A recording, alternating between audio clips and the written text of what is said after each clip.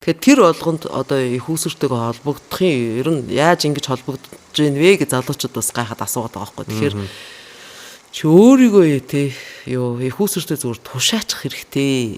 Тэгчих юм бол нөгөө тодорхой хэмжээнд хариуцлага үүрнэ. Тэрнээс хэр хэмжээс хэтэрсэн юм карма байна гэсэн үг. Дааж давхгүй юмд сэр нуруугаа бараа. Ингэхээр хүн их муухай. Яагаад би гэл ингэ тийм байна л да. Нөгөө амжилт азаргалаа болохоор хуваахгүй шүү дээ. Яагаад би гэж асуухгүй шүү дээ. Яагаад ийм азтай байх хэвтэй. Би яагаад ийм ер нь баян байх хэвтэй гэж асуухгүй тийм үү? Тэгсэн мөртлөө зовоол эхлэнгуудаа, алдаал эхлэнгуудаа би яагаад ийм баа гэл ингэ тийм.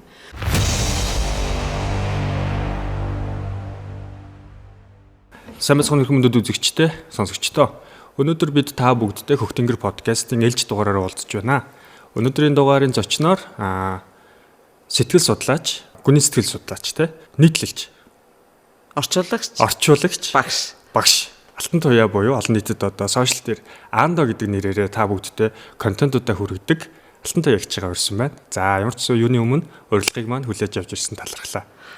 Студидтэй орсон тэнгистэй баярлалаа. За ямар ч байсан өнөөдөр хоёулаа халуун яриагаа эхлүүлэхээс өмнө Алтан Туяа гэдэг хүний хувь хүний талаар бяцхан одоо өнгөрсөн цаг дээр юу хийв одоо хаана боловсрал одоо шинжилгээгээ сайжруулав, контентоо ер нь яаж хийдэг вэ гэдэг ерөнхий нэг юм зүй тогтлуудаа ярьчих юм бол За хуваалцвал. Өөрийгөө товч танилцуулах нь шүү дээ. Би Төв аймгийн 2 дугаар амжилтаа 91 он төгсөөд 94 оноос ер нь багаас 13 4-төөгөөсөө л ер нь англи хэл би дааж үзэж эхэлсэн. 15 тагаас бол бүр тодорхой болсон ер нь яг энэ хэллийг би дааж үзнэ гээд. 94 оноос аялал жуулчлалд гайд хийж эхэлсэн.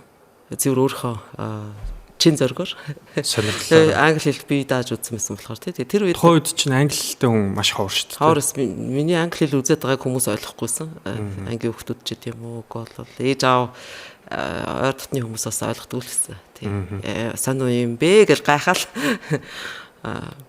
Тэрэндээ бол их итгэлтэй л одоо одоход бол их итгэлтэй зоригтой үзчихсэн санагдтыг. Тэр нь дараа нь их хэрэг болсон. Аав маань малын хэмжээсэн учраас багад их хөдөө малчтаар дагуулж явж исэн. Тэгэхээр нутгаараа эх орныхаа сайхан эх орныхаа нутгаар явах хүсэлтэй өссөн юм байна ер нь.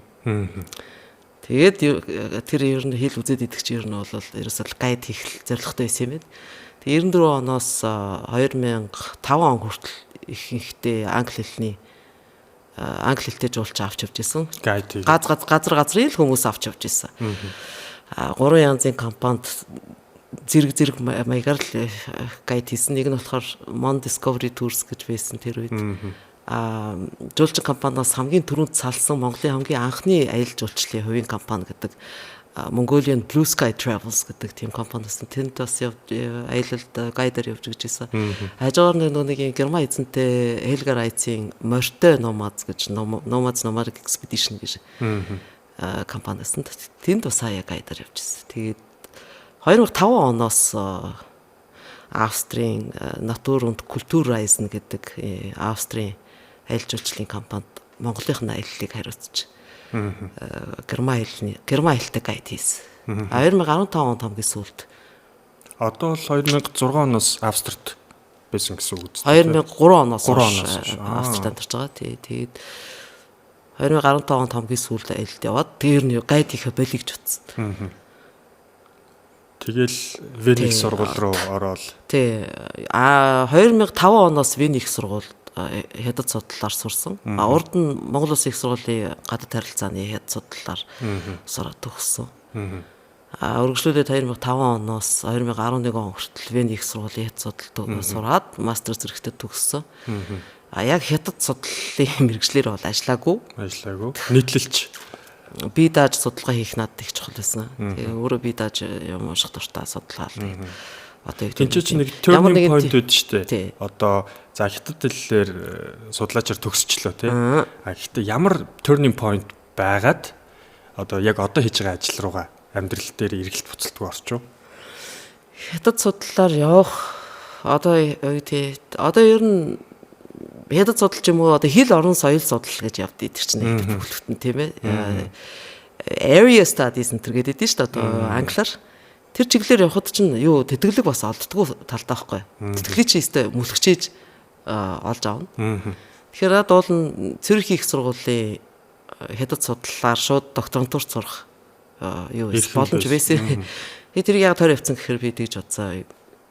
За ер нь хятад судлаар яваад хятад энэ баг үндэснүүдэд ингэж их дарлаж байгаа нөхцөлд. Хятадын төрөмгийлэл Азад их хүчтэй байж байгаа нөхцөлд бол би энэ чиглэлээр сураад өргөжлөлт сураад энэ чиглэлээр ажлыг эвлдэм байхаа хүн амтны ад болох байхаа би чимээгүй яваад байхгүй юу гэж бодсноор ингээд чөлөөтэй илэрхийлээд байх бах хүн амтны дургу үргээд өөрөө эрүүл мэдчих тийм ээ гэж бодсон. Тэгээ ер нь бол стресс те ажлын бухимдалтай орчноос зайлсхийсэн юм шүү дээ. Надад ерөөсөө тэр өөрхөн жинкнэрээ байх миний амьдралын хамгийн гол зорилго. Тэгээд жинкнэрээ би байж чадахгүй ямар нэгэн дарамт шахалт ирэх юм бол би шууд ажиглахгүй болно.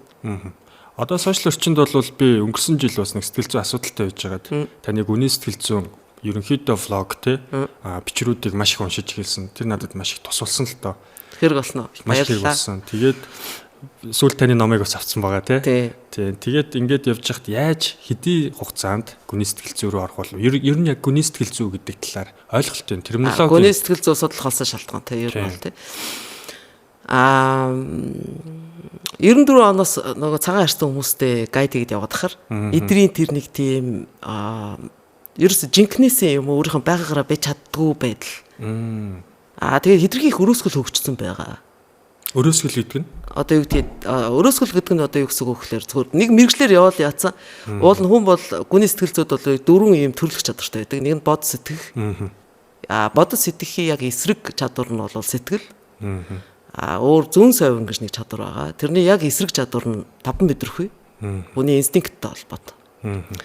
Тэгэхээр энэ дөрвөн чадвар ерөнхийдөө жигд тэгш хөгжих тусмаа хүн дотоод ертөнцийн их тэнцвэртэй, эрүүл сарвал ухаантай хүн болж төлөвшдөг, бодгол болж төлөвших дотоод ертөнц хувь хүн талаас нөхцөл болцоо сайтай гэсэн. Гэтэл сүүлийн үед одоо ер нь хүмүүс бодгол болж төлөвшөхгүй байгаа. Ерөөс тэгж амжихгүй явчихж байна. Энэ бол яг тэр цэвэр тогтолцоотой холбоотой матрикстэй холбоотой тийм. Ингээ хүний хитрхи өрөөсгөл хөгжүүлчихээр тэр хүмүүс чинь бол яг өөрийнхөө дасан тэр аятаа тухтай орчинд бол их боловсон соёлтой хүмүүс байгаад байдаг. Хоорондын харилцаа тийм олонний дундаа. Тийм. Тэр ажил мэргэжил өөрийнхөө дасан орчиндоо тэр аятаа тухтай орчинд байж. Тэгээд Монголд ирээд нөгөө хөдөө нэг жоохон даард юм уу, бэрд юм уу тий ингээд ирэхээрээ жоохон зутрахаараа л ер нь аашинд гараад тэгэл бие биен рүү одоо юу тий сэтгэл зүйн товтлогоо хийдэг ч үгүй юм уу тий ер нь нэг тийм нэг гал болж явах тийм чадвар муутай нөгөө төгөр юм ерөөсө өнгөрөөж чаддгүй нэг нэгэндээ нэг юм санчул тэрийгээ тэгээ 100-аад яваад байдаг. Заавал сэтгэл зүйн мэдрэмжээ гаргаж ич дараагийнх нь урсаж орж ирдэг тий. Тэрийг бас нөгөө passive aggression гэдэг нь шүү дээ. Тий, passive aggressive. Тий, яг тийм занаад хилээд байдаг. Тий, гаднаа бол ерөөсөө шууд тэрийг бол хэлчихгүй. Асуудлаа бол ерөөсөө тэр дор ярихгүй. Зүгээр дотроо нуугаад яваад байна. Гэхдээ тэрийг ингээ баг багаар нэг юм идэхгүй төрөмгийлэл гэдэг хэлбэрээр гаргаж ирээд байдаг. Toxic гэж одоо сүүлийн үед их хортой хүмүүс гэж нэрлэдэг байна шүү дээ. Ийм хандлага. За 3 дугаарт нь хийсэн алдаанаас сурдаггүй. Сэтгэл зүйд амьдралын төлбөр дээр. Тий одоо дахин хийгээд байгаа алдаанаас сурахгүй байна гэдэг надад бол асар ер нь сурах чадвар муутай болчдөг. Хүн ер нь өрөөсгөл хөгжиж байгаа шинж одоо муухраар илэрдэг байхгүй юу? Ер нь хүний өрөөсгөл хөгжсөн байгаа чи ерөөсөө л нэг юм муухар догматик нэг юмыг дөөлийн үнэн болгох гэдэг. За тэр нөгөө итгэж үнэмшиж явдаг юм нь байхгүй болчвол бүр амиа орлохоос буцахгүй тийм гүнзгий хямралд ордог тий. Тэгэхээр нөгөө дөрвөн талбар байгаа гэсэн шүү дээ. Дөрвөн чадвар. Дөрвөн чадвар байгаа. Зүн бэлэг. Нөгөө яг эсрэг нь болохоор 5 мэдрэхүү. 5 мэдрэхүү тий. Биений мэдрэмж, нөгөөх нь оюуны мэдрэмж байна тий. Сэтгэн бодож сэтгэх mind байна тий. Энэ бол сэтгэл soul гэж яг. Үгүй mind гэдэг бол яг цэвэр intellect, intelligence. Нөгөөх нь сэтгэл. Энэ soul гэж яг. Энэ soul тий. Soul, mind тий. Энэ хоорондоо биений мэдрэмж, хүний оюун санааны мэдрэмж. Энэ дөрвийг л жигд авч явахгүй бол харьцангуй жигд хөгжих хэвээр. Тэгээ Карл Юнгийн бас нэг сонирхолтой юм гэхээр энэ Карл Юнг маань болохоор гүний хүний сэтгэл сэтгэл зүйг анх үнэлсэн хүн. үнэлсэн хүн тийм. Сэтгэл зүй бол анх ямар хүн номсноосоо болоод өөр салбарууд өөр урсгалууд болоод хөгжөд явж байгаа. Хамгийн гол одоогороо дамгаалж байгаа нь болохоор Зигмунд Фройд тийм. Тэгтээ Зигмунд Фройд ч одоо хуучирсан. Одоо бол behaviorism гэж нэг хэсэг их явлаа. Одоо behaviorism бас сулраад ирлээ. Одоо сулраад ирлээ тий. Одоо бол хүмүүс энэ хөгжлийн сэтгэл зүй гэдгийг их сонирхож байна. За байгууллагын сэтгэл зүй гэдэг бол бас сонирхолтой сэдв. Өөрөөр бол одоо юу энэ нөгөө бяцлагалтай холбоотой тэгээд нөгөө neuroscience гэж нөгөө тарих шинжил судал тий. Neuroscience гэж нэрлэдэг байгаа тий. Тэгэхээр ийм болж хөгжиж байгаа. Одоо бол яг зөвхөн сэтгэл зүйр яг судлаад сэтгэл зүй чиглэлээр сурахаар хүмүүс их цаг алддаг. Энэ нөгөө өнгөрцөн улирцсан баларцсан хэрэггүй болсон юмнуудыг аягүй хүншүүлнэ. Ийм лекц уншаад академик сургалтууд нь тий. Тий нэг баахан нэр хэлж өгөөл тэгж үзчихсэн ингэж үзчихсэн бичүүлэл тий гэтэл юунгийн үздгээр бол бас ингэж хүн сэтгэл зүй сурахгүй гэж байгаа тий. Тэгээ хүн застдаг болтлоо хот. Тий. Юунгийн үзэж байгаагаар бол хүн амьдралын сайн мууг хандлаа туулж ээж. Сайн мууг ерөөсөө өөрийнхөө үзэж туулж ээж амсч ээж тэрний ард гарч ээж тодорхой хэмжээнд хүнс одоо сүнсний хүчтэй болж хөгжиж ээж тэгжээж сэтгэл зүй бусдын сэтгэл зүй рүү өнгөх чадaltaй болно гэж үздэг. Туулж ээж сүнсний хүч буюу одоо тэр сэтгэлийн дөрвөн чадварын баримжаанд хүчрхэгжнэ гэсэн үг шүү дээ. Тий. Тэр л бол амьдралынх нь сэтгэл зүйн гол үнд зүйл баримжаа нэг гэдэг тий. Карл Юнгийн хувьд бол маш их олон юм би бас ингээд бусдаасаа ингээд илүү ялгарч гарч ирэх юм тийм ээ. Сэтгэл зүйг ерөөсө тэр үед нөгөө жишээл юм бол Зигмунд Фройд, Адлер ч гэдэг юм уу тэр хүмүүсийн үзэжсэнээр өөрснөө нэр тухайн үеийнхэн цагийн одоо zeitgeist гэж нэрлэдэг шүү дээ. Тэр матрикстэй орцсон байсан. Тэр өөрийнхөө боловсролын нөлөөнөөс болоод нэг ийм тийм хив одоо загварт орсон байсан юм сэтгэлгээний хив загвар гэх юм уу. Тэр нөгөө нэг хитрхи ийм материаллык рационал цэвэр логик ухаанаар юмд ханддаг ийм дэвсгэр суурьтай болчлоо шүү дээ. Тэгчгээрээ энэ хүмүүс бол ерөөсөө сэтгэл зүй гэдэг юм баахан яриад юм онол боловсруулахтаа бол тэр хүний нөгөө шашин сүнс сүлдтэй холбоотой юм. За тэр одоо юутай холбоотой өвөг дээдстэй холбоотой юм. Бас тэр өвөг дээдсийн одоо сүнс хүнд удмаар дамжиж ирж болох эпигенетикийн нөлөө энэ тэрийг бол архигдуулсан байхгүй. Эпигенетик гэж одоо удмаар дамжиж байгаа өвгдийн мэдээлэл. Тий, өвгдийн мэдээлэл. Зөвхөн эпигенетик гэдэг бол ерөөсөө цэвэр юу гэсэн утга зөвхөн энгийнээр хэлэх юм бол бидний үзэж туулж исэн юм, амьдралдаа үзэж туулж исэн юмны мэдээлэл удмаар дамжиж хүүхдэд өвлөгддөг байхгүй. Өвлөгддөг, уламжилдаг. Тэгээд тэр хүүхдийн нөгөө нэг юу тармил төрмөл гэж ярьдаг. Nature, nurture гэж тий. Тэгэхээр тэр хүүхдийн замд бас амьдралынхын замд ямар юм тохиолдод тэрнээс болж тэр мэдээллүүд идэвхжиж байна тий. Аавынх нь одоо мэдээлэл ген, ээжийнх нь генүүд. Тэгэхээр тэр нөгөө ээж аавын туусандаа төстэй юм үзэхгүй бол бас тэр чаа идэвхжихгүй. Бас идэвхжихгүй байгаа тохиолдол байхгүй. Тэрүүгээр тэр Юнгийн хэлээд идэг нь асар сонирхолтой л доо. Тэгээд идэвхжихгүй мөртлөө тэр чинь бас биднэрт нөлөөлөд байна. Ихэнхдээ сөрөг нөлөөлөл үзүүл. За. Тэр ч одоо тэр нөөц бололцоогоо амьдрахгүй байх гэсэн үг байхгүй бид. Бүтэн амьдрахгүй байна. Бүтэн амьдрахгүй байна. Жинхнэр амьдрахгүй байна тийм үү. Тэгэхээр нөгөөдөг чинь юм нэхэддэг. Өөрөө сэргээгүй байгаа ч гэсэн. Тэгэхээр одоо зөвөр амьдрал дээр буулгаад ярих юм бол нөгөө нэг хэсэг манайхан ч айгүй их бөө одоо удган бөө зарим болно гэж чамд чи ер нь бөө удганы удамтай юм байна. Чи бөө удган болохгүй гэл ингэдэг гэсэн шүү дээ. Болохгүй бол чи өвдөх юм байна гэл тий. Тэгэхээр тэр яг тэр Юнгийн хэлээд идэхтэй их төстөлдөө. Тэгэхээр тэр нэг өвд дээдсэн ч юм уу яц усны эпигенетикээр нэг хоосон орон зай туулаагүй байгаа бол байж их юм байна тий хар нүхтэй. Тэр хар нүх void гэж одоо хэлж байна. Ястаа бараг тэгж хэлж болохоор тий. Тэрийг л одоо туулаад тэр юугаа тодорхой хэмжээнд идэвхжүүлчих юм бол маш зүйтэй ярьж байгаа тий. Маш гоё. Тэгээ хүний нөгөө яг үнэ амьдрал дээр бас гэдэг сайн хөгжөөгөө тэр сул дорой чадруудаар тэр дамжиж орж ирдэг гэдэг далд тухамсрын нөлөө. Тэгээ тэрийг юу хин Юнг хар нүхнүүд гэж нэрлэдэг. За. Тэр өөртөө ээлтэй болоод ирэхийг тэнгэр яддаг гэдэг байхгүй. Тийм хоёр өөр чанартай. Тэнгэрийн одод гэдэг нь яг англиар юу гэх вэ? Юу celestial celestial гэж хэлсэн. Бүр гоё хэлт юм биш үү? Гоё хэлдэг байгаа тий. Оршихуйн тий. Тий. Сансрын юу гэдэг чинь тий. Сансрын эрхэс гэж тий. Тэгж. Тэгэхээр одоо бид нэр тодорхой хэмжээнд амьдрал дээр залуучуудын хувьд тий. Би өөрсдөө бол өөрийнхөө үеийнхэн дээр болгож л ойлгох гэдэг юм л та. Тэгмүүд ингээ нэг юм туулах хэвээр. Нэг зөвхөн нэг ажиллаа хийгээл тий 30 40 хүрэх биш. Маш олон зүйл амьдралын талбарууд, хобби, эсвэл бэрхшээлүүд тий юу гэдэг ингээ тууллаа. Тэр дундаас өвгдөөдсөн маань одоо мэдээлэл сэргэх юм байна. Сэргэн тий. Сэргээд сэргээд чадсан, идэвхжиж чадсан хэмжээгээр одод руугаа төгөх юм байна тий. Яг тийм. Тэрийг өөрөө болж игэл ухамсартайгаар хөгжил. Энэ дэр чи бид нэр итгэл үнэмшлийн хувьд өөрийгөө маш гоё чөлөөтэй байлгах. Амьдралд гоё нээлттэй хандах хэрэгтэй болох нь шүү дээ. Тий. Цагаан арснуудтай яг ийм олон жил зурлцсан учраас яг эдний тэр сонио дотоод ертөнц их сонирхолтой санагдахгүй юу? Яагаад ингэж эдгийг ойлгохын тулд ерөөхдөө тэгээ өөрт бас 42 43 наснаас 42 3 бишээ 44 5 наснаас тэр нөгөө хижээл насны хямрал гэж хүн болгон тохиолддیں۔ За надад бас тохиолдлоо. Ер нь бол бас тэр чинь шилжлийн наснаас эвгүй хямрал гэж байгаа бүр.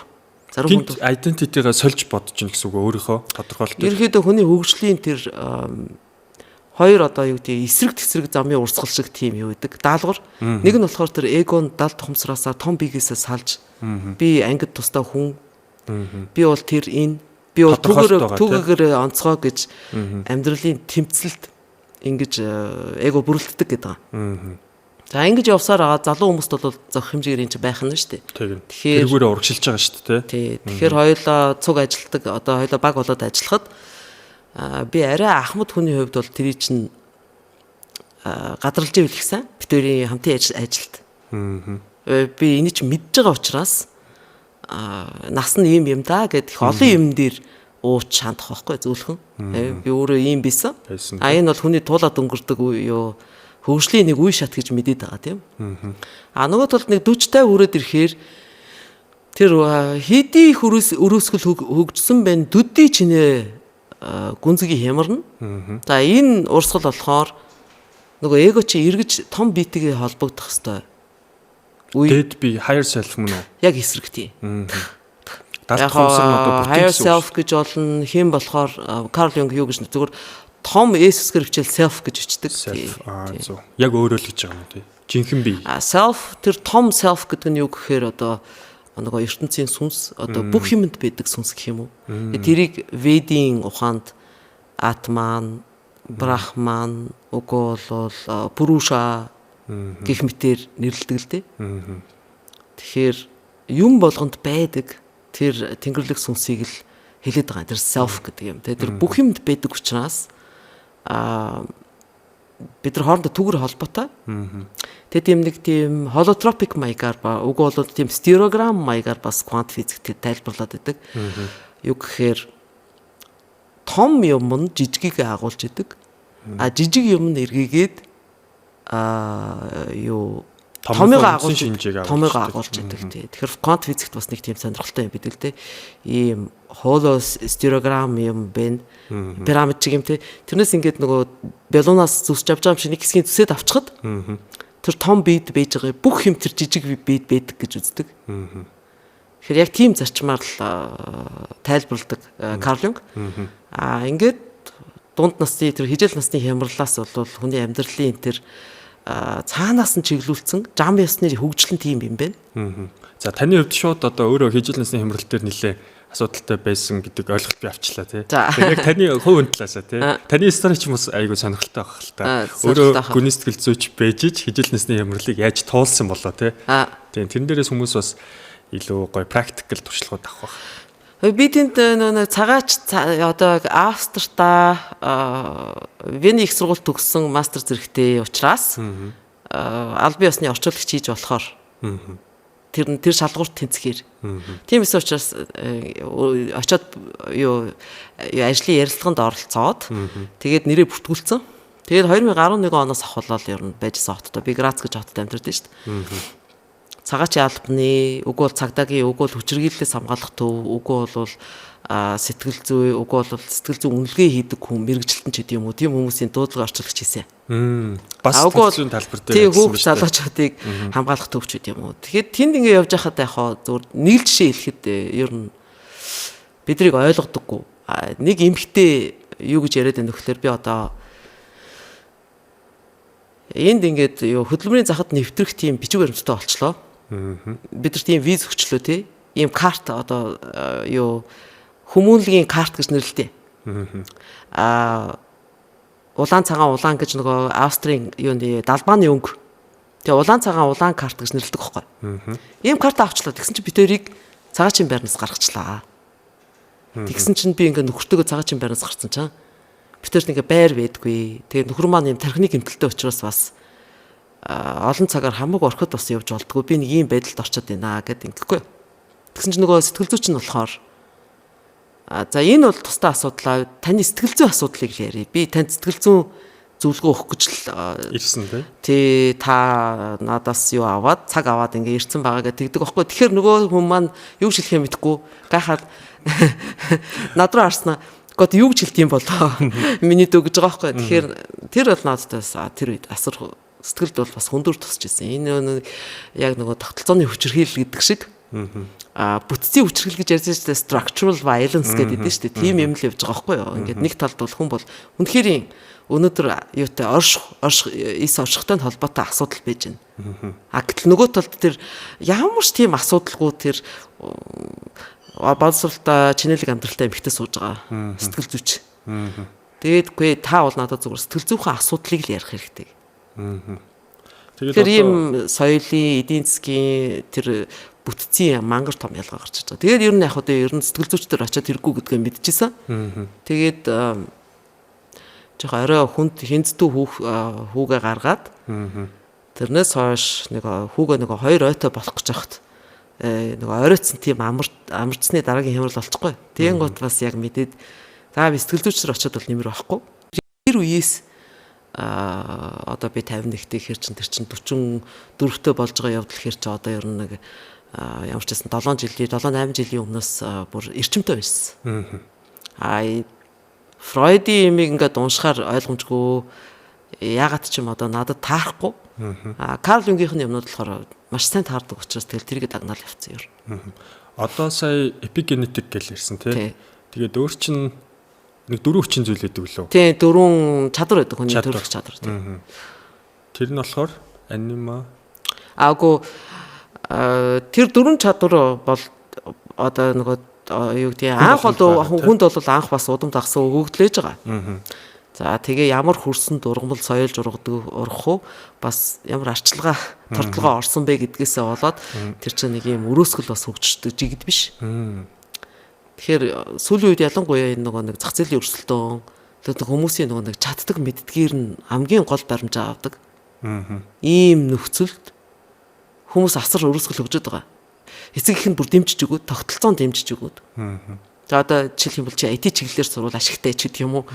Уг бол чи эдийн засаг чиглэлээр сурвал ашигтай ч гэдэг юм уу. Тэгэхээр хүүхдүүд бол багаас нь ингээд зөвхөн нэг юм хөөлгөөд ингэчгээр өөрөөсөө тэр чи одоо нөгөө сайхан чинэлэг их орлого сайтай амьдралд хүрэх гэл ингээд зөвлөлөөд хүүхдүүдэд тэг чиглэлээд нь шүү дээ.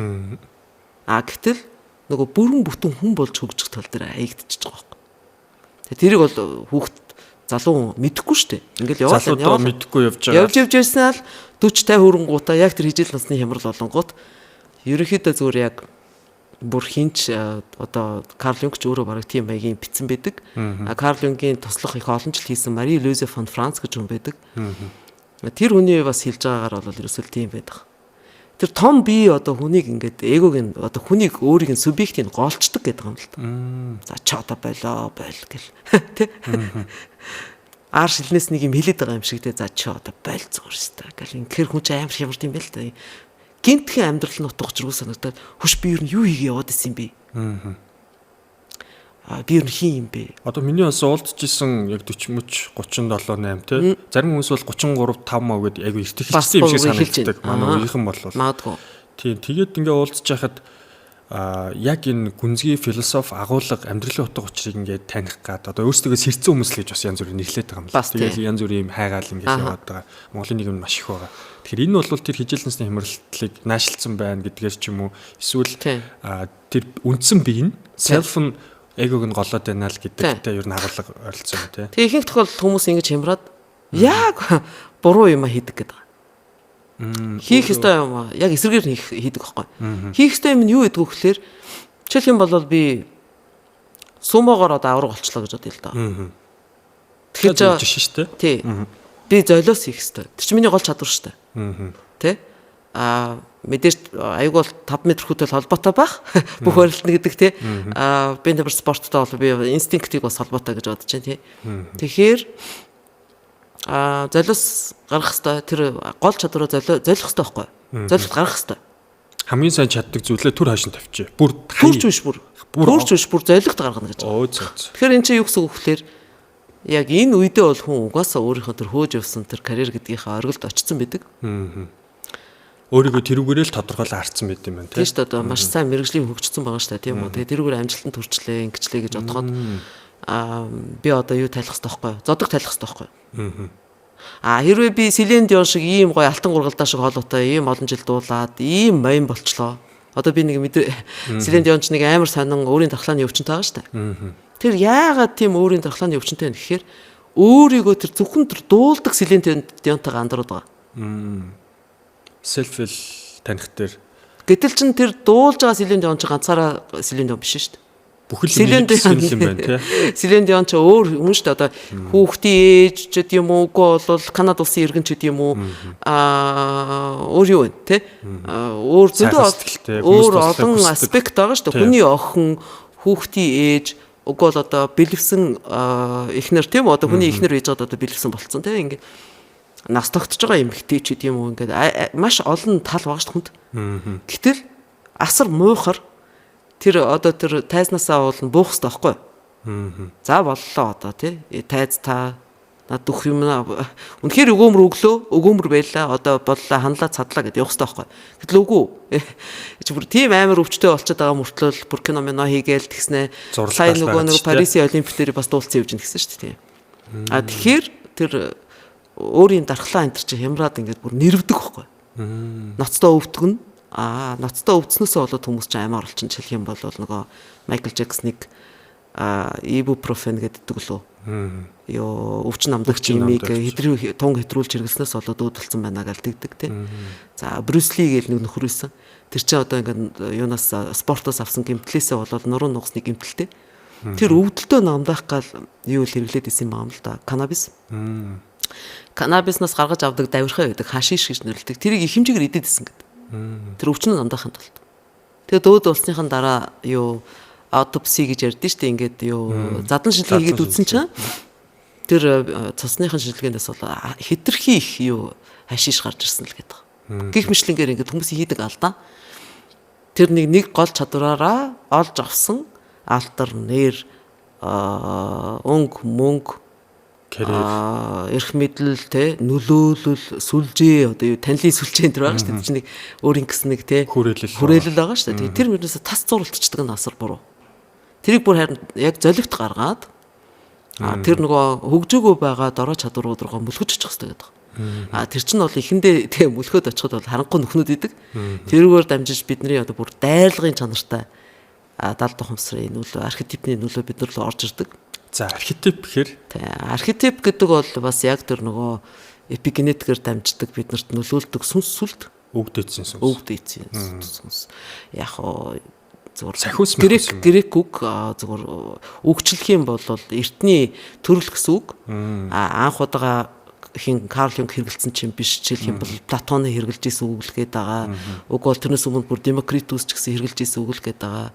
Тэгээ улмаар тэр юуны Германы нэртэйгүн ухаанч Кант, Эммануэль Кант, Шопенгауэр энэ төргээд хүмүүс идэв шүү дээ. Энэ хүмүүс ч бас энэ нэр томьёог бас сэргэлж ирсэн байгаа байхгүй. Монголчлох юм бол одоо энэ хүний амьдралд буух юм бол эртний төрөл гिचгэр чи ойлгомжгүй. Энэ бол зөвхөн ингээд цэвэр модоо орчлого тийм. Орчуулаад би юу гэж орчуулад байдаг гэхээр ерөөсөө өвөг дээцийн сүнс сүлд гэж аахгүй тийм. Сүнс сүлд. Тэгэхдээ зүгээр ч нэг сүнс сүлд биш бүр өвөг дээцийнх. Тийм. Тэгэхээр энэ нь тухайн хүнтэй үргэлж хамт явж ирсэн зүйл байх уу? Эсвэл яг тодорхой нэг моментод одоо nurture те шинээр ирээд байгаа зүйл үү, натурал уу? Хүн төрөлхтний одоо бүр нийтээс ирдэг тийм universal чанартай. Архетип байж болно. Цэвэр нөгөө өөрийн соёл угсаа гаралтай холбоотой нэлийн ойрын архетип байж болно. Үндэсний архетип гэж бас байж болно. Тэгэхээр одоо жишээлх юм бол энэ цагаан арснуудын үндэсний архетип гэвэл бол нөгөө Jesus Christ л болж таарах бах. Монголчуудын хувьд бол өндөр хаан. Тэгэхээр ийм үндэсний архетиптэй тухайн ард түмэн асар хүндэтгэлтэй хандах хэрэгтэй. Хамаагүй дуудаж символ болоод амилцсан байгаа шүү дээ. Хамаагүй дуудаж болохгүй, хүндэтгэлгүй хаандаад одоо бид нар чинь нөгөө нэг юу яасан шүү дээ. Тийм водка гаргаад бүтээгдэхүүн гаргаад тэрэн дээр наваач шашгыг наагаад ингээ нэрийг бичээд зураг хүргийн тавиа те. Тэгээд тэр чинь хогдор хөглөрөөд. Ингэчхээр далд тухамсарт нь л байнгын гундах те, гутрах ч юм уу архетип нь бидний одоо сэрүүн амьдралд мангар том сүдэр унгаадаг гэдэг байгаа байхгүй. Аюултай бидэрт ивэлгүй хөнөөлтөй тийм сүдэр унгаадаг. Тийм учраас ийм үндэсний чанартай архетиптэй тоглож болохгүй гэдэг. Хамаагүй нэрийн чилдэггүй одоо би тийм учраас өндөр хаан гэж яриад байгаа шүү дээ. Асар хүндэтгэлтэй хандах хэрэгтэй. Тэрийг ерөөсөө тэгж бүтээгдэхүүн болгож зах зээл нэвтрүүлдэг бол асар буруу тийм. Тэр Карл Юнг бас юугаар энэ германуудын ботан гэж юугаар бурхнаар тайлбарлсан. Одоо манайхаар бол нэг хан харангуй гэдэг шиг юм билээ. Туйлын Дайны бурхан баггүй юу? Ботан гэдэг. Нөгөө Скандинавийн нөгөө Швед, Данихан энэ төр Исландийнхан энэ төр Один гэж нэрлэдэг. Один тийм бүх бурхтын эцэг тийм. Эцэг гэж нэгдэгтэй аюултай. Тэрийг нэг хэсэг ингээл Германы яг тэр 19-р зууны сүүлч үе 20-р зууны их үед Вагнер гэдэг их алдартай юу исэн штэ хөгжмийн зохиолч. Тэгэл ийм хөгжмийн бүр дөөр мөр биччихсэн. Тэгэл Зигфрид Брюнхильд ч үлээ. Брюнхильд тийм юу хийгээл дөөрийн жүжиг хийгээл зохиогоол найруулаад тэгэл тэрэнд нь бүр хүн нэг Атила төртэй тий. Тэгээ тэрэнд Карл Юнг асар дургуутчихсан. Ингээд энийг ингэж маяглаж байгаад одоо дайн дуудаад байна эдэргээд ингээд төгшөөд яваад исэн. Тэгсэн чи яалчгүй тэр дэлхийн 2 дугаар дан гараад ирсэн. Одоо тэр нөгөө национал социалистууд гэдэг нэг аимшигтай өнцрөг үзэлтэй хүмүүс шүү дээ. Яг хүнд бол өнцрөг үзэл зохих хэмжээнд байж явах хэвээр. Тэр чинь тэр хэмжээнээс хэтэрчүүлдэг. Энд чи одоо маш чухал нэг ойлголт дутагдаад байна л да. Хоёулынх нэрнээс одоо архетипүүдтэй буруу харьцах юм бол яах вэ? Зөв харьцах юм бол яах вэ гэдэг гол асуулт. Яаж хэрэглэн дээрээ бид нар зөв харьцах вэ? Үндэсний ийм архетипийг бол асар хүндэтгэлтэй харьцаж ээж л юу зөв харьцаж гин гэсэн үг. Ер нь энэгээр ер нь тоглоод хэрэггүй. Жишээлх юм бол ямар нэгэн соёлын бүтээгдэхүүн болгоод юм уу кино олгож гарах бол бас ослтой гэдэг байгаа байхгүй. Ингээд дуудчихжээ баг. Дуудчихлаа шүү дээ. Гэсэн үг байхгүй тий. Тэгэхээр тэрнэн дээр их боломжтой хэрэгтэй. Зөв хувь хүний үүднээс бол Карл Юнг бол бас их сонирхолтой юм хэлдэг. Ингээд том цивилизац нэг ном одоо номын шашинтай нэг бурхантай шашин Авраамийн шашин чи яг тийм шүү дээ. Эхлээд жүдүүдээс гаралтай. Нэгдмэлийн Библи гэдэг номтой араас нь загалмайтныхан гарч ирсэн. Тэгээд 8 дугаар зууны үед лалын шашин гарч ирсэн. Лалын шашин ч бол бас Библийн шашинтанд ордог байхгүй юу? Ингээд 3 шашин нийлээд Авраамны шашин болж байгаа. За эдгээр чи ингээд дандаа хажуу хурш одоо зэрэгэлдээ жижиг улс үндэстнүүдийг хүчээр одоо нөгөө загалмайтны аян дайн гэж байдаг да. Crusades гэж нэртэй тий. 13 4-р зуунд болсон явдал ингээд сул дорой ард түмнийг ингээд эзэлж аваад тэднийг паган гэж нэрлээд ингээд зэрлэгүүд гэсэн тий. Тэгээд тэр нөгөө бөө мөргөл одоо өөрийнх нь уламжлалт ямар сүсэг бишрлээсээ тэр хүчээр болиулаад тэгээ өөрийнх нь тэр нөгөө загалмайтныхаа шашныг хүчээр тулгаад ингээд оруулчихсан тий. Тэгэхээр тэр цаад хүмүүсийн өмнөх архетипнууд нь өөрөөс нь ингээд нүур буруулаад өөрснөө угаасаа нүур буруулж байгаа юм чи хүчээр тэгж байна. Энд ч болохгүй гээд. Тэгчгээр элэг буруутай болчдөг. Бид нарт ийм ээлтэй байж ийснэ ээлгүй болчдөг гэдэг юм лээ. Хорлолтой. Догширчдаг. Тэгэхээр амьдрал дээр болгоод үзэхэд маад бас яг тийм үйл явдал болж өнгөрсөн. 17 дугаар зуунд болсон явдалтай 1630-40 он бах. Тэр нээж тойн гэдэг толгойтой Автасан хааны даалгавраар илүү өөр Монголоос эхлээл тэр малчин айлуудаараа яваал тэгэл ерөөсө монголчуудыг тэр зүгээр энгийн игэл жирийн малчтаа хүчээр шарын шашинд оруулж байгаа явдал кампанит ажиллагаа болж байгаа гэсэн баг зохион байгуулалттай. Тэгээ айлуудаар малчин айлуудаараа яваал ерөөсөө онгод ч хаана гээл тэгэхээр айгаал хүмүүс ч ерөөсөө онготондоо хүрч чадахгүй тэгэл заадаг байсан юм байна. Тэгсэн чинь нэг тийм одоо нэг дээрс эсгийн онгон тий. Эсгийг хийсэн уг бол модоор хийсэн ч онгонтой байсан юм байна. Тэгэл тэрийг хууд татж аваад ерөөсөө гэрийн гадаачулуудаа аваалал бүр гэрээс өндөр болгож аваалж байгаа шатааж исэн гэж байгаа шүү дээ. Тэгэхэд монголчууд уйлал байж сайжууд. Тэгээд бас нэг өвдөлтийнх нь шастер гэд тий. Өвдийнхөө түүхийг тэмдэглэж үлдээдэг байсныг нь бас шатаажсэн гэдэг байна. Бас ингэхээр энэ эргээд одоо бид нарт ээлгүй болцсон гэж би бодоод байгаа юм л та. Тэгээд дараа нь тэр одоо ирэм хүүсний тэнцвэр алдагдаад тэр 300 жил манжийн даргалалд шарын шашинд хит автахдаа хэтэрхий олон эрчүүд нь сүм хийдэд хар багаас хар нялхаас шавилж суугаад тэгээ маш олон эмэгтэйчүүд өргөтлөөс эмэгтэйчүүд болж амьдралын хөндийг үүрж явж исэн ийм бид нар үндэстнэрээ уруудаж дороотох ийм үе эхэлсэн гэж л одоо Карл Юнгийн тэр хэлж байгаагаар бол яг л үнэн санагддаг. Өөрт ингээ ээлгүй болчт юм байна. Инхээр дараа чи хийх бүх алхмууд ингээд ерөөс нэг мордохын хазгаа гэдэг шиг л болчдөг юм байна. Тэ? Хой хүний хувьд энийг ингээд одоо залуучууд өөрсдөө хайж яах гэж яриад байгаа. Уул нь өөрсдөө хайгаад байгаа биш. Ер нь тэр том би гэдэг юм чи төрсөн юм биш шүү дээ. Тэр байж л байгаа. Тий. Зөөр яг орчин үеийн хүний залуучуудын сэтгэлгээнд тааруулж ойлгомжтой хэлэхэд бол зөвхөн тэнд розетик байж байгаа. Бидэрт бас залгуур байж байгаа. Залгуур байгаа. Тэрлүүл залгах. Их үсрлүүгээ. Их үсрлүүгээ залгах тийм. Тэгэнгүүт их үсрлүүгээ залгагдаад ирэнгүүт одоо орших үе existential crisis гэж яриад байгаа шүү дээ. Сэтгэлээр ундаг тий байж үжсэн янз бүрийн донтолтын асуудлууд гарч иржтэй гэж байгаа. Энэ юмнууд нь л арай энерги хөвд ч юм уу ямар нэгэн далд ухамсарын зүйчлэлээр цэцгцрээд эхэлж байна гэсэн үг үү? Яагаад энэ existential crisis залуучдын хувьд байгаад байгаа юм бол? Existential crisis яг хоо хямрал гэдэг байна шүү дээ.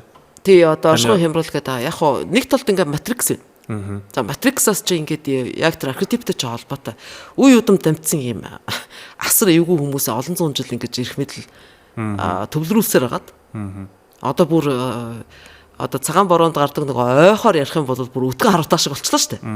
Дийлдэхгүй хүчтэй юм шиг яг энэ бол тэгтээ өнгөцгөн хүч. Нэг бол дийлдэхгүй ирэх мэдл гэж бас бид нар ойлгож болохгүй. Тэгтээ яг өнөөдөр бол бас үнэхээр галзуурж байгаа нүнэ. За ингээд асар их мөнгөөр санхүүжүүлээд мөнгө чи уул нь бол зохиомл юм шүү дээ. Зүгээр юм зохиомл одоо арга залиар хүн төрөлхтнийг матрикст оруулаад ингээд тогтолцоо мангар нүсэр тогтолцоо бий болгож ирээд ингээ хүмүүсийг боловсруулаар ингэж явуулаад одоо массыг тарих угаалтаар ингээ хянд залаад байна. Анкер чин энэгээр явцсан хүмүүс чинь ингээд одоо нөгөө талд би тэр нөгөө их үүсвэр гэдэг. Том бие, даал тухамсар. Тэгээд the great mother гэлтэй их байгалыг хэлж байгаа агуу ээжтэйгээ холбоотой бай. Authentic бай. Би өөртөө үнэн чиг өөрийнхөө байгаар амьдрыг л ингэхээр бид нар мэдээж нийгмийн нэг жим чинь нөгөө хүмүүстэйгээ оролцоод донтол байна. Би ээж автаа юу ээж автаа, ах дүү нартай юу ах дүү нартай, найз нөхдөд юу найз нөхдөд. Тэгээд тэр хүмүүсийн маань ихэнх нь матрикс гэж байгаа шүү дээ. Тэгэхээр ингээд яг ийм хоёр янзын зөрчил гарч ирж байгаа. Зүгээр энэ хүмүүсийн одоо өөрөө буруутай биш, энэ яг тогтолцоонд ингээд баригдчихэд явж байгаа учраас нэгдүгээрт энэ өөртөө буруугүй. Хоёрдугаарт би энэ хүмүүст нөлөөлөх гэж өөрчлөх гэж энэ матрикснаас нь аврах гэж оролдоод хэрэггүй. Яагаад гэвэл тэр гүний сэтгэл зүгээр үздэг нь юу гэхээр хүн хүний цаг нь болоогүй бол тэгэл болохгүй л байхгүй. Тулах ёстойгоо тулах ёстой гэж байна. Тулах ёстой тийм. Тэр ямар нэгэн шалтгаанаар матрикс байна. Тэндээс хэрвээ өөрөө гарах сонирхолтой болоод хөш ингээд асуугаад хоорондоо ингээд яриад ингээд эхлүүл бас нэг үр хэрэг. Тэгэхгүй хийж байгаа алдаа бол тэр ягаад тийм сэтгэл зүй их хямралтай болж байгаа гэхлээр хүнийг өөрчлөх гэдэг таахгүй. Хажууд хүмүүсээ. Ерөөс тийх хэрэггүй. Цэвэр зүгээр өөрийгөө өөрчлөхтэй. Ер нь цэвэр өөрийнхөө зүгээс ер нь би юу хийж чадах юм бэ гэдэг дээрээ л анхаарах хэрэгтэй. Өгөх дээрээ гэсэн үг тийм. Тэгээ бас нэг сони юмны байдаг гэхлээр хүн ингээд өөрөө сайхан болоод ирэхээр Карл Юнгийн бас нэг хачин гоё юм нь юу гэхээр одоо нөгөө дотоод ертөнц чинь ингээд нэг юм баахан өнгийн шилний бутархай байсан шиг бодоод үзье. Бид нар хүүхд тахт нэг юм калейдоскоп гэдэг юмар тоглоод тэр чинь secret geometry гэдэг юм зохион байгуулалтанд орсон байдаг шүү дээ. Ийм гоо тэг шимтэй. Тийм. Тэг эргүүлэхээр янз янзын дүрс болж харагдаад байдаг. Тэг. Яг тэрэн шиг бодгоол болж өгнө гэдэг чинь ерөөсөө л тэр дотоод хэсгүүд чинь тийм зохион байгуулалтанд орохыг хэлж байгаа. Хүн ингээд ирэхээр нөгөө эрчим хүчээрээ хажуудах хүмүүстэй Source нь болоод илхүүсэр нь бол их тааламжтай гэдэг юм. Ер нь бол тэр их сони юм бэл. Тэгэнгүүт synchronicity гэдэг юм бий болдог. Одоо юу гэдгийг одны тохиол гэдэг шиг constellation гэдэг шиг ингээд юмны чинь ингээд одоо синхронигээ сүлжигдээд нь шүү дээ. тохироо бүрдээд. Тэгээ санаандгүй юм шиг мөртлөө бүр гайхам явдлууд тохиолдоод эхэлдэг. Яг одоо өөртөд нь уулзах хэвээр хүмүүсийг уулзуулаад хий гэжсэн юм чинь ардаас нь зохицуулаад байгаа юм шиг бүтээж өгөөд. Бид нар бол жирийн үед ингээл нэг өгөө авааны юутай шаналгаантай явж идэв шүү дээ. Нэг тооцоолтой тий бодлогоо ядандаг тий. Одоо энэ хүн надаа ингэчлээ би одоо яаж буцааж өгөх үү ч гэдэм үү, яаж эргээд тусалах уу надад их тусаллоо ч гэдэм үү. Энэ бодлуудыг ер нь тэр чигээр нь ерөөсөө угаасаа өөрийгөө тэр төрөнгөө том бидэд тушаачж байгаа юм чинь. Би ямар нэгэн наам эвсэл уг бол хайртай дуртай залуу, уг бол хайртай дуртай хүүхэн уг бол ямар нэгэн изм ямар нэгэн клуб уг бол шашны сектэнд би өөрийгөө тушаахгүй. Тэгтээ би их усртай бол тушаа. Өдөртөө тэргүй тэндээс ирнэ. Ирсэн тэрлүгөө буцах нь үний юм чи. Карл Юнгийн сэтгэл зүйн ойлголтуудаар их усрыг ерөнхийдөө яаж аргачлаар Карл Юнг тодорхойлж. Тэр чинь идэвгүй их. Одоо идэвгүй их эцэг тэнгэр хоёр аль нь. Тэгээ бид нар тэндээс төрсөн үнэн. Тийшээ буцах нь үний юм чи. Тэгэл энгийн л тий. Тэгээд нөгөө энгийн тайлбар. Тэгээ эртний нийтгүүд тэр ведистүүд яагаад хүний амьдралыг төөрөгдөл гэж нэрлэдэг вэ гэхээр буддийн шашин ч гэсэн тэгж үзэж байгаа ш хүний амьдралыг төөрөгдөл гэдэг. Зовлон гэдэг байгаа тий. Зовлон гэдэг тий. Яа тэгээд байгаа гэхээр бид нар нэгэнт одоо ирсэн үнэн тэгээд буцах нь үнэн бэдэл саргунаад байдаг байхгүй юу? Дунд нь юу ихэд яваад байгаа юм бэ? Тэлчлээд байдаг. Тэрэнд ингээ эсэргүүцэл үзүүлээд. Тэгээд одоо өөрийн хэмжээнээс хэтэрсэн ачаа үүрх гээд монголчлох юм бол эн чи одоо хувь заяа юм шүү. Хувь заяа юм уу? Хувь тавилангаа хувь заяа юм уу? Өөрөө тархиараа зохицуулах гад энэ талд одоо тэр нэг ойлголт авчаад тий. Том би их үүсвэр их байгаль итүгэн их гэдгсэн шүү дээ. Тэгээ бас хувь заяа авахгүй. Тэгэхээр ингэчээр ч одоо тэр юм өгөө аваагийн түр цаанаас нь зохицуулаад эхэлдэг гэдэг юм л та. Яг энэ төлөө сэдв ярингууд би ч одоо 2 сарын өмнө энд суучна гэж төсөөлөв авчихсан шүү дээ. Авчлээсэн. Тэгсэн чинь бүтцэн таныг ингээ хоёлаа яриаддаг хийгээс сошиал орл те пост нь уушаал ингээл те өөр дээрээ гүний сэтгэлзүүдээр ойлголт аваа явж ирсэн.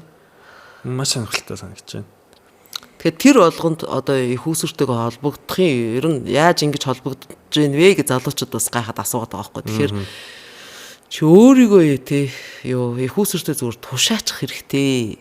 Тэгчих юм бол нөгөө тодорхой хэмжээнд хариуцлага үүрнэ. Тэрнээс хэр хэмжээс хэтэрсэн юм карма байна гэсэн үг. Дааж давхгүй юмд сэр нуруугаа барахгүй болчихно.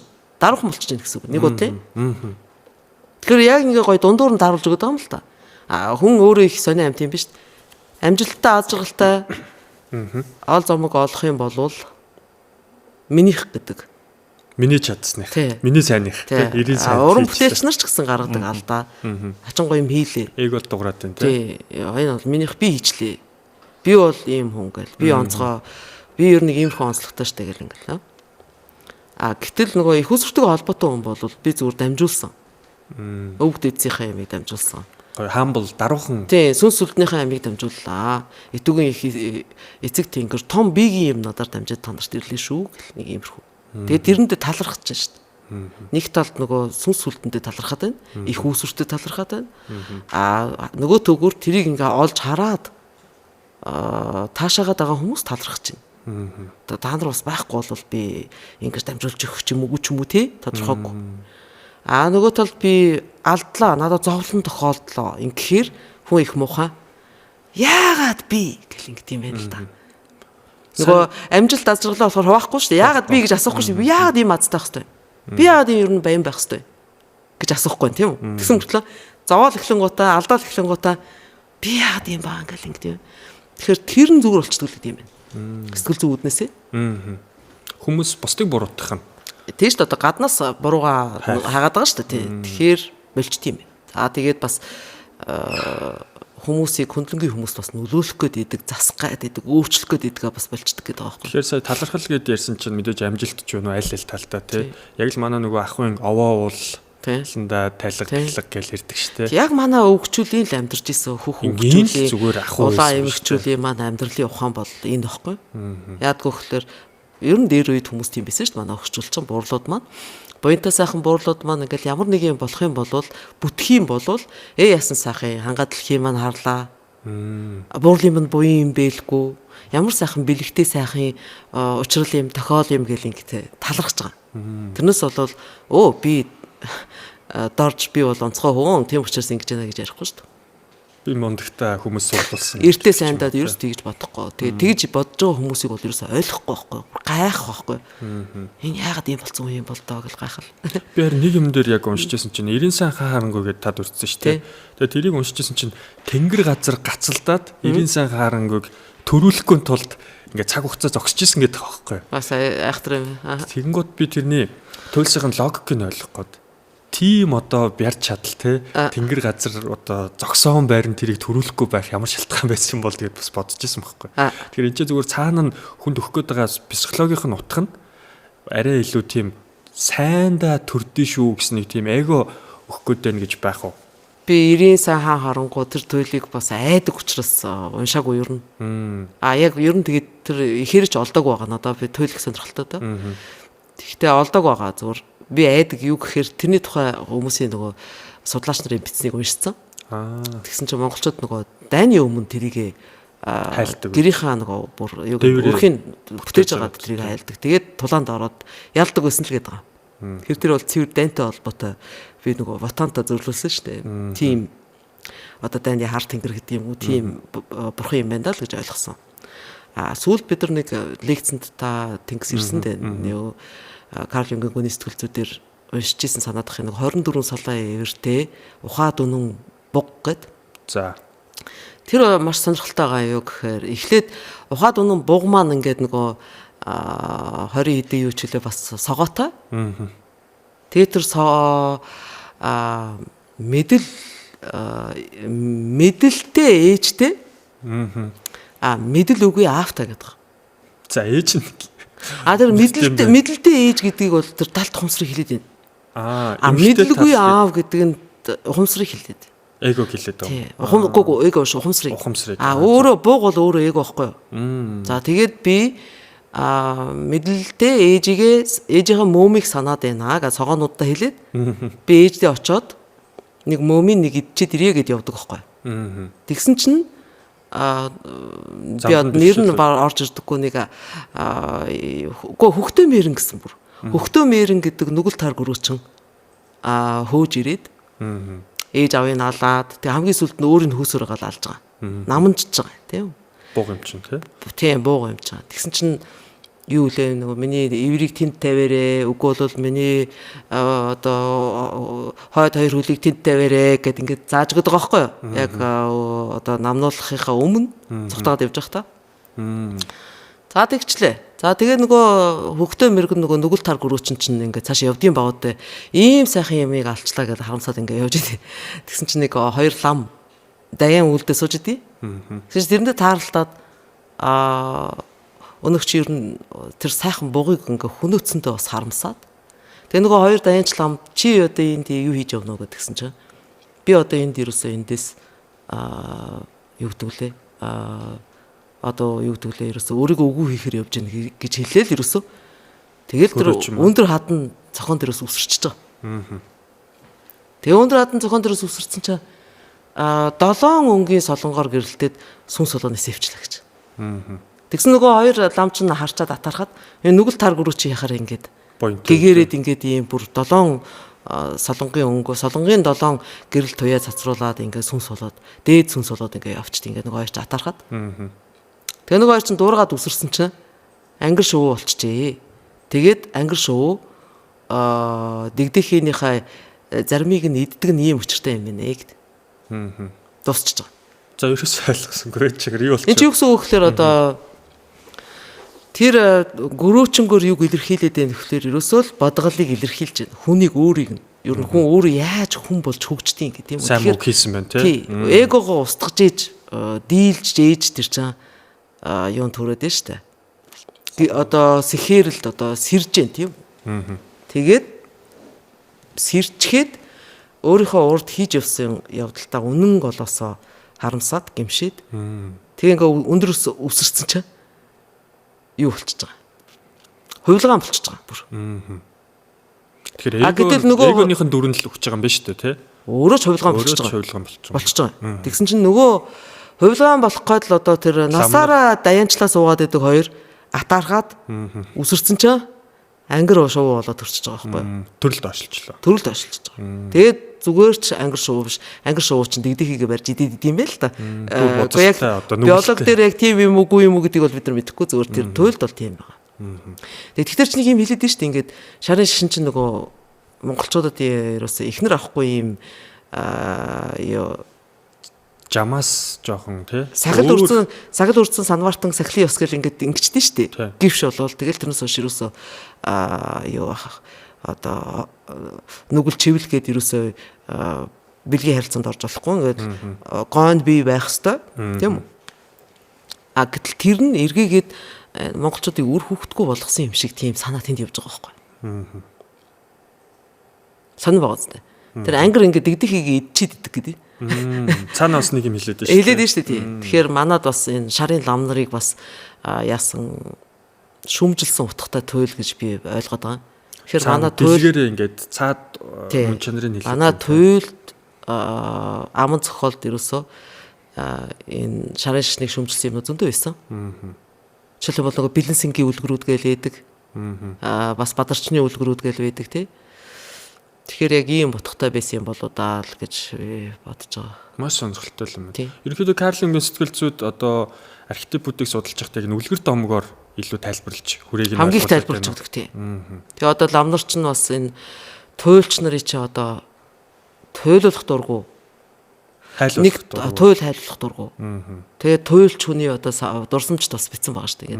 Би хүүхдээ байхдаа ингээд туйл хайлж сурах гэхээр лам ах маань уурлаад идэг нүгэлтэй юм яалаа гэж цээжлээд хайлаад байна гэд. Матриксаас л тэгж хэлээд шүү дээ. Тэгэхээр энэ хоёр ч хоорондоо харшаад байсан байгаа байхгүй. Нөгөөх нь бол цэвэр ийм эгэл ардын ухаанаас далд ухамсараас нэвт ороод ирж байгаа. Тэг Карл Юнгийн хэлдэг гайхалтай юм. Энэ домог туйл гэдэг бол домог ялангуяа энэ үлгэр ийм өвөрмөц бодголоос дамжиж далд ухамсараас юусоо ямар ч юм одоо говьлтгүйгээр юусоо яг цэвэр ихээр орж ирдэг гэдэг. Орж ирэхдээ бүр зүүдээр орж ирдэг. Би таны нэг бичвэрийг уншиж байсан чинь Карл Юнг энэ архетипүүдийг яаж одоо аргачлалын хувьд нээсэн зүүд нойроор нээсэн гэдэг үлээ символууд үзэгдээд. Голцоо яг л ер нь бол урд нь бас нэг тийм юу bijсэн. Суур bijсэн эртний бүр одоо жишээлх юм бол Демокритус гэдэг хүн байна шүү дээ. Тэр хүн ингээл ертөнцийн бол атом гэж юмнаас бүрддэг юм аа. Тэр атомын чинь тойроод юм хий хуй салхи шиг юм эргэлдэж идэг. Тэр бол бүр сайн муу сайн болоод саар гигэн болоод нүгэлтэй юутай нүлүүтэй. Дор хаяж бүр 400 жилийн настай энэ гэж хэлсэн байгаа шүү дээ. Тэр хий хуй энергийг. Тэгэхээр тэрийг юу гэж хэлээд исэн гэхээр тэр бол ерөөсөө яг цэвэр сүнс сүлтийг хэлээд исэн байгаа байхгүй архетипик. Демокрит ч одоо миний сайн мэдж байгаагаар энэ нүд ухаанаа одоо зарцуулахад саадуулаад ингээд хоёр нүдээс хотгцсан л эртний грек. Гэсэн тийм домогтой байна гэж байна. Демокритус гэж гайхалтай. Бас Хераклитус гэж бас юу исэн? Гүн ухаанч байсан бас. Тэд нар их сонирхолтой тий. Тэгээд архетипик яг хүнд бол бас хоёулаа нөгөө үндэснийх хувь хүнийх гэд хэлсэн.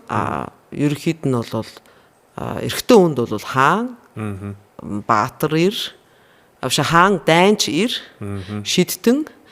За шидтэн гэхээр дурлалт залуу гэсэн ийм дөрвөн үндэс архетип байдаг гэж үздэг. Энэ дөрвч тус бүрнээ хоёр өөр сүудэр дагуулдаг. Хоёр өөр сүудэр эсрэг цэсрийн сүудэр дагуулдаг. Эмэгтэй хүнд болохоор нөгөө юу Ева гэдэг одоо эгэл жирийн бүхний их эгэл жирийн эмэгтэй эрэгтэй хүнд бол одоо юу багталж аваад хүүхдийн ээж болгож болохоор эмэгтэй гэх юм уу? Жинхэнэ л эмэгтэй. Объект гэдэг талаас объект олж биш. Хетайра бас Хелена гэж нэрлэдэг энэ грек эртний одоо MC хүрээлэнд байдаг гэсэн эмэгтэйчүүд тэр эртөө хүмүүстэй бүр гүн ухааны сэдвэр хүртэл ном хайлтж чадхаар тийм хэмжээний боловсралтай хүмүүс байсан гэж байгаа. Одоо нөгөө Японы гейша гэдэг шиг ийм эрэгтэй хүнийг зугаацуулах, цэнгүүлэх, оюун ухааныг сэргийх ийм чиглэлээр тал бүрийн авьяастай хөгжүүлсэн тийм хүмүүс байжээ. Тэгээ онцлог нь ерөөсө грекүүд байгаагүй гэж байгаа. Дандаа гадаа боол гаралтай хүмүүс. За нэг тийм архетип байд юм байна. 3 дугаарт нь тэр ариун онгон Мэри гэж байгаа тэр уул амьдрал ариун бүсгүй тэр амьдрал дээр байдаггүй. Гэхдээ эрэгтэй хүний тийм архетип байгаа. Одоо эмэгтэй хүн тийм архетип байдаг гэсэн юм идеалчилдаг. Сүнс сүл дээр нөлөөлдөг юм байна гэж байгаа байхгүй сэтгэл зүйд. За 4 дуурх нь бол тэр София буюу ухаантай эмэгтэй. Тэр амьдралын ирээн бараан инкэл донкол нухчаа хугачааг хандлаа туулсан учраас эрэгтэй хүнд бол тэсхүйе бэрх ухаантай гэж байгаа. Эрэгтэй хүн Софиягийн ухааны өмнө бас яадаг л ахна л те. Одоо төшиг болох юм шүү дээ. Үгүй далдирдаг. Маш хэлсэн ухаантай юм ихтэй. Бүр тэсхүйе бэрх гэж байгаа байхгүй эрэгтэй хүнд те. Тэр чи юм үзцүү эмхтэй ахна шүү дээ тэр эмхтэй чам тийм ээ София. Ийм дөрвөн янзын юу байдаг. Гэхдээ эн чи бас ардталтаа юм юутай сүудэр талуудтай байдаг. Архетип чи бүгд бас сүудэр дагуулдаг. Сүудэр дагуулна гэхээр ерөнхийдөө муу талууд нь гэж байна. Характер өвчтэй. Жишээлх юм бол тэр нөгөө юу гэж вэ шүү дээ. Одоо тэр дурлал залуу гэлээ шүү дээ. Тэр чи уул нь бол анх хүүхэд байхдаа бас өөр одоо жоохон эрэгтэй хүүхдийн архетип байдаг байхгүй. Oedipal child гэдэг. Хувьцээний хүүхэд гэдэг. Тэгээд тэрний юу сүүдэр нь бол юу гэдэг вэ гэхээр ингээд одоо юу амархан дурламтгай. Юу зах баяр нэг тал сүүдэр болж хөгжөхтэй. Тэгээд нөгөө талд болохоор юу impotent буюу юу үнэнч бас бэлгийн чалахгүй. Одоо бэлгийн сулралтай дороо ярих юм уу? Нунж дороо ярих юм уу тийм. Тэгэхээр энэ архетипууд хүнд эрэгтэй хүнд нь эмэгтэй архетип гэж бас байхгүй шүү дээ. Энийг бол ерөөсөө би цэвэр ийм гэрэл сүдэртэй холбоотой. Хүний сайн муутай холбоотой архетипнууд гэж ойлгоход зүйтэй гэж үзэж байгаа. Нөгөө төгөр хүний одоо бүрст яг ойрын төрөлтэй хамаатай байж болно, бас эртнийч байж болно. Яг цэвэр өөрийн өвөг дээдсэн. Яг өөрийнх нь хувь хүний хөгжилд хамаатай тийм онгод гэж хэлж болохоос архетип байдаг. Тэрийг анимус гэж нэрлэдэг. Тэгээ тэр ингэж хүүс солбиж ирдэг. Эрэгтэй хүнд бол анима гэдэг. Эрэгтэй хүс нь анима тий? Эрэгтэй хүнийх. Эрэгтэй хүний архетип нь анима буюу эмгэлжийн сүнс байх нь. Эмээгийнх нь сүнс. Эрэгтэй хүнд тий? Бага тий. За. Эмэгтэй хүнд болохоор анимус гэдэг өвгийн сүнс ирж шүглдэг. Эпигенетикээр нөлөөлж ийн гэсэн. За энэ архетипнууд Карл Юнгийн хувьд хамгийн чухал архетипнууд байхгүй. Яагаад тэгэхээр нэгдүгээрт нь хүний амь настай холбоотой, хоёрдугаарт нь нөхөн үржихтэй холбоотой, секстэй холбоотой гэсэн үг шүү дээ тийм үү. За гуравдугаарт нь тэр бүтээлч чанартай холбоотой. Тэр хоёулаа нэг ингээд эрэгтэй эмэгтэй хүний харилцаан дээр ингээд бодоод үзье. Ихэнх хүмүүс өөрөө ухамсартаар хань нэрлээ олж сонгосон юм шиг боддог. Гэтэл далд ухамсар сонгоцсон уу? Тэр анимусны тоглолт байдаг. Тэр оновчтой таньсан ч байж болно. Хэрвээ оновчтой таниаггүй бол хорлол байж болно. Карма гэдэг шүү дээ. Тийм хорлолын чанартай байж болно тий. За нэгдүгürt нь тэр хоёрдугаарт нь 92 нэг ойлголцохгүй муудалцаад байдаг шүү дээ. За ялангуяа эрэгтэй хүн ийм гонгнор болоод эрэгчин шинжээгээд маскулинитгээ тий ингээ гонгноод үгүй болвол хэрүүлч энэ төр үгүй бол жоохон хов жив зөөдөг ч гэдэм бо тэрийг бол эмхтэн үздэг шүү дээ тэсдэггүй. Өөрөө угаасаа тийм хахацтай нэмж одоо хажууд эмхтэн хүний тэр анимусын одоо хоорлол яаж илэрдэг вэ гэхээр эрэгтэйдээ яаж тусгаад байдаг вэ гэхээр ингээд эрэгтэйгээ дандаа хүснээрээ байлгах гээд доминант хөдөлгөөнийг хороод ийш тийш нь явуулахгүй базаад ш тий. Ингээд тий. За тэгээд би ингээд тэр нэг хэл яриагаар танигддаг шинжүүд нь юу гэдэг хэтэрхий ерөн хөвчлөөд идэг. Тойлын үннийг альдах гэдэг шүү дээ. Чи дандаа тэгдэг. Үгүй бол хизээч үгүй. Дандаа. Ер нь бол тийм гэд ингээд яриад идэг. Асар төвхтэй. Тэгээ эрх мэдэлд бас асар туртаа олдог л гэдэг юм л та. Эрх мэдэлд их тийм үлддэг. Аны хүмүүсийн хорлолд орсон эмэгтэй хүний шинж ямар л. Инхээр энэ хоёр бол ер нь хүмүүс ингээд муудалцаад авахтаа сэтгэл зүйчдэр одоо тийг цэвэр нөгөө нэг өөрчлөх гэж очдөг. Манай авгаа ингээд байна. Уг бол манай нөхөр ингээд байна гэж очиж штэ. Карл Юнгийн чиглэлээр сурсан сэтгэл зүйч бол юу гэж хэлэх вэ гэхээр та юу зүүдлээд байна? Танаас ямар нэгэн юм шинэ бүтээл гарах гэдэг дуншаад ах шиг байна. Таны бүтээлч чанарч байгаа хямраад ах шиг. Таны энэ хямрал ер нь гаднаас нь биш, өөр хүн тусах замаар биш. Айлхаар өөрлөө дотроос нь айлах гэдэг нь штэ. Карл Юнгийн сэтгэл зүйч. Хандлага нь тэгэхээр юу гэж асууж байгаа нөхлөөр та ер нь сүүлийн үед ер нь юу зүүдлээд байна? Зүүдээ ирээд ярина уу? Энэ юу юм биш байгаа. Та нэг ямар нэгэн бүтээлч чанар хөгжүүлэхийн тулд үгүй бол ямар нэгэн бүтээл гаргаж ирэхийн өмнөх дуншилт юм биш байгаа. Тэрээс ихэнх тохиолдолд тийм хямрал байдаг гэж байгаа. Явж ерөөсөө миний нөхөртэй холбоотой асуудал байдаггүй. Явж миний эхнэртэй холбоотой асуудал байдаггүй. Яг цэвэр өөрийн тэр нөгөө дөрвөн чадрын тэгш бус хөгжилтэй холбоотой. Ямар нэг юм шинээр хийх ёстой. Бүтээлч чанарын одоо зогсонх байдалд орсон. Бүтээлч чанар нь хувийн хөгжлөв дараагийн түвшинд гарч ирэхээс яг үнэн. Тэгээд нөгөө хөгжлийн үе шатанда жоохон гаццсан. Нэг түвшинд гаццсан. Дараагийн хаалтмаа хийх гэдэг нь шүү дээ. Тэгээд том бие хүнийг цаанаас нь ингээд түлхээд байна тийм. Хувь заяан ингээд чирээлээ түлхээд байна шүү дээ. Тийм ингээд гэтэл тэрийг хүн болгон тэгж зүүдээр ойлгодоггүй. Зүүдэнд нь юу харуулад байгааг бол ихэнх хүмүүс ойлгохгүй. Тийм учраас тэрийг дандаа гадагшин тусгаж бодод. Миний дотоод ертөнцийн асуудал юм байна гэж бодохгүй. Тэгээд сэтгэл зүйчдэр гүйж очихдоо ямар гордлоготой очдог вэ гэхээр асуудал бол дандаа хамтран ажиллагч манай гэр бүлийнхэн ойр дотны хүмүүст байна. Гадагшаа тусгаад байна шүү дээ. Уг бол нөхцөл байдал таарахгүй байна гэж хэлж очино. Тэгээ өөр нэг гордлого нь юу гэхээр тэрэнд таарсан жоор нэг юм шид цаваагаар ингэж хөдөлгөөл өөрийн асуудлыг шийдэж болох юм шиг бодож очиж байгаа тийм. Тэгэхээр энэний туулж ижил тэр зүйлийг дүүрэх гэдэг нь шүү дээ тий. Тэр одоо сайн муу тэр хямралыг өөрөө туулж ижил засал аавна. Гэхдээ Карл Юнгийн бас нэг гайхалтай юм нь ийм хямралыг хэвийн гэж үздэг. Хүн болгонд байх хэвээр. Энийг ерөөсө патологикал буюу өвчин гэж үздэггүй. Эмгэгийн чанартай гэж үздэггүй. Түүгээр их хүндлэг. Энэ дээр за сүүлийн асуулт ерөөдөө цаг манд нэлээд төгсөн байна. Тэгэнгүүт сая эрэгтэй хүний дөрвөн архетипгээ би өөр дээрээ тусгаж аваад байна л да. Хаан, Баатар, Magician, Эцэдтэн.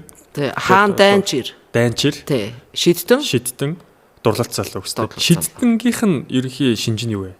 Мөн чанар. Одоо шидтэн гэх юм бол нэг юм техникийн асуудал асар сайн шийддэг одоо big technique гэдэг толгойгоо сайн ажилуулдаг залуу. Тэр нөхдүүд байж болно. Big brain гэж болох юм тийм. Тийм нөхдүүд байж болно. Нөгөө төгөр юунууд байж болно. Бас ийм шаман, маман, spiritual guru мөрөө гэж ярьдаг хүмүүс байдаг шүү дээ. Үнэхээр шидтэй бол тийм. Үнэхээр шидтэй бол. Тэр талаас л юм байна тийм. Асуудал сайн зохицуулдаг хүмүүс биш шүү дээ. Амьдралын засагч тийм. Хаан болохоор энэ нөгөө гурван архетипа нэг баг болгож баз чаддаг нөхөр ах хэвээр. Хаан архетип. Дурлалт залуу бол энэ дөрвөн архетип дотроос хамгийн хоорн гэж байгаа. Амьдрал дээр их хоор гэдэг. Хүнийг одоо жинкнэр нь хайрладаг. Объект болгож хайрладаггүй тийм. Зориулж хайрладаг тий. Романтик гэсэн үг. Романтик биш одоо хүнийг ерөөсөө зөвхөн байгаар нь хүлээж аваад том зүрхтэй юм байна тий. Бүтнээр нь хайрлана гэж байгаа байхгүй тэр одоо жишээлх юм бол долгор гой хөлтэй болохоор дурлалцсан биш. Долгорын тэр нүд нь их хөрхөн учраас дурлалцсан биш. Долгор гой дуулдаг учраас дурлалцсан биш.